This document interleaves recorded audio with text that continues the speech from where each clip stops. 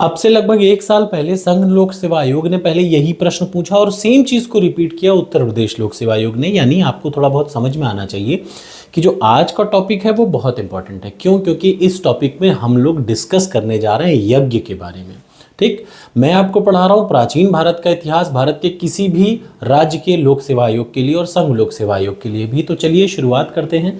मैं अपनी शुरुआत वहीं से करता हूँ कि वैदिक पीरियड दो टाइप का था, एक अर्ली वैदिक और दूसरा पोस्ट वैदिक। पोस्ट वैदिक का मतलब उत्तर वैदिक काल, जिसमें सामवेद, अथर्ववेद और यजुर्वेद संहिता को रचा गया। अब बात करते हैं कि उस समय में जब पोस्ट ऋग्वैदिक टाइम था, यानी 1000 से 500 बीसी के बीच में, तीन किस्म के यज्ञ हुआ करते थे। तीन सबसे बड़े यज्ञ हुआ करते थे और यूपीएससी ने डायरेक्टली पूछा कि तीनों यज्ञ का क्या मतलब है और क्यों किया जाता था।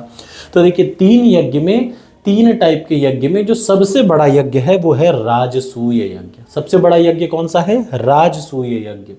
उसके बाद कौन सा यज्ञ है? अश्वमेध यज्ञ।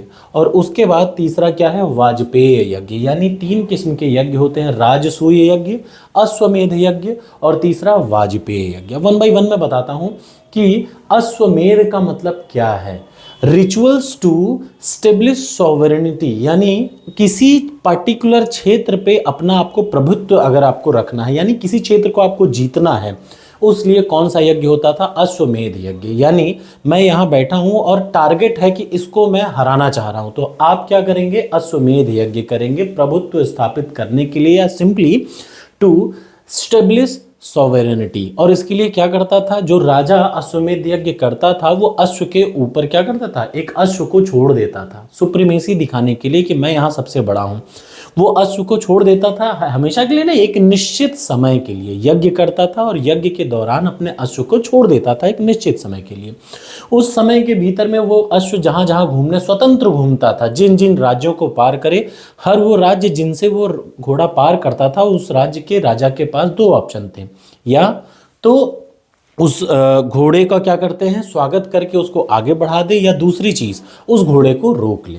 जब घोड़े को रोक लेगा तो उस समय दोनों के बीच में युद्ध होगा। अगर घोड़े को ना रोक के उस पर माला चढ़ा के आगे बढ़ा दिया, यानी उसने आपकी अधीनता स्वीकार कर ली। तो अगर मैं अश्वमेध यज्ञ कर रहा हूं, यानी मैं एक निश्चित समय के लिए अपने घोड़े को यज्ञ के दौरान छोड़ दूंगा स्वतंत्र घूमने को, वो आपके इलाके में जाएगा।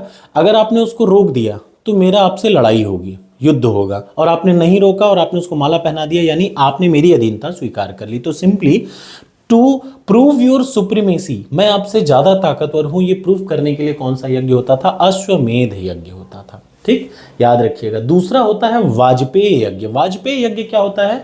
Royal rejuvenation. रॉयल रिजुविनेशन का मतलब अपने खोए हुए प्रभुत्व को दोबारा जगाने के लिए। याद रखिएगा, किसको?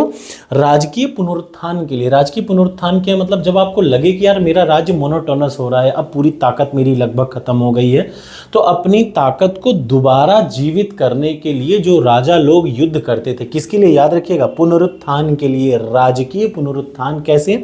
यज्ञ करते थे। तो राजकीय पुनरुत्थान के लिए जो यज्ञ किया जाता था, अपने शक्तियों को दोबारा से जिंदा करने के लिए, अपने शासन और सारे चीज़ों को दोबारा वो करने के लिए, तो दूसरा यज्ञ हुआ। वो कौन सा यज्ञ हुआ? वो यज्ञ बोला गया, उसमें विभिन्न प्रकार के कर्मकांड शामिल थे, तो वो हो गया वाजपेय यज्ञ। ठीक, तो पहला यज्ञ है अश्वमेध यज्ञ, अपना प्रभुत्व स्थापित करने के लिए। दूसरा है वाजपेय यज्ञ, पुनरुत्थान के लिए, राजकीय पुनरुत्थान के लिए, शासकीय पुनरुत्थान के लिए। और तीसरा जो सबसे इंपॉर्टेंट है, राजसूय यज्ञ।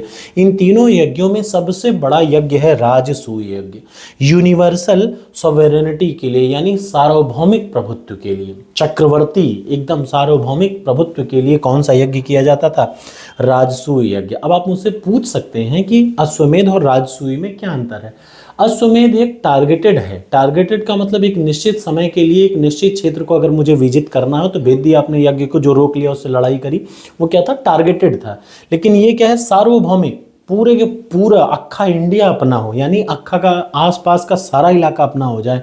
तो सार्वभौमिक मतलब सभी चीज़ों पे प्रभुत्व के लिए जो यज्ञ किया जाता था वो राजसूय यज्ञ था। इस यज्ञ को जब किया जाता था तो इस यज्ञ में आसपास के जितने राजा हैं वो आपके पास आएंगे और अनुष्ठानों के दरमियान में क्या करते थे, अपने अनुष्ठानों के दरमियान में ट्रिब्यूट दिया करते थे, यानी उपहार दिया करते थे उस राजा को जो सर्वोच्च बनने की कोशिश कर रहा है। ठीक, तो ये सबसे टफ माना जाता था और सबसे बड़ा राजा यही है, और इसको करने के बाद माना जाता था कि वह राजा सर्वशक्तिमान है। यानी सबसे बड़ा युद्ध, सबसे बड़ा यज्ञ कौन सा है, राजसूय यज्ञ, यूनिवर्सल सॉवरेनिटी, यानी संपूर्ण सार्वभौमिक प्रभुत्व के लिए राजसूय यज्ञ। स्पेसिफिक टारगेटेड यानी प्रभुत्व स्थापित, जनरल किसी क्षेत्र को जीतने के लिए जो घोड़ा छोड़ दे वो अश्वमेध यज्ञ। और तीसरा राजकीय पुनरुत्थान के लिए कौन सा, वाजपेयी यज्ञ। तो ये तीनों यज्ञ हुए, इन सब की शुरुआत हुई उत्तर वैदिक काल में, यानी 1000 बीसी से 500 बीसी के बीच में, तब जबकि यजुर्वेद, सामवेद और अथर्ववेद संहिता की रचना हुई थी तब। तो आपको वीडियो अच्छी लगी तो लाइक करिए, ये वीडियो बड़ी ज़रूरी है और इसको आप ध्यान से ऐसे ही समझिएगा क्योंकि ये मेंस में भी बहुत इंपॉर्टेंट है। Thank you so much. Video अच्छी लगी हो तो लाइक कर सकते हैं।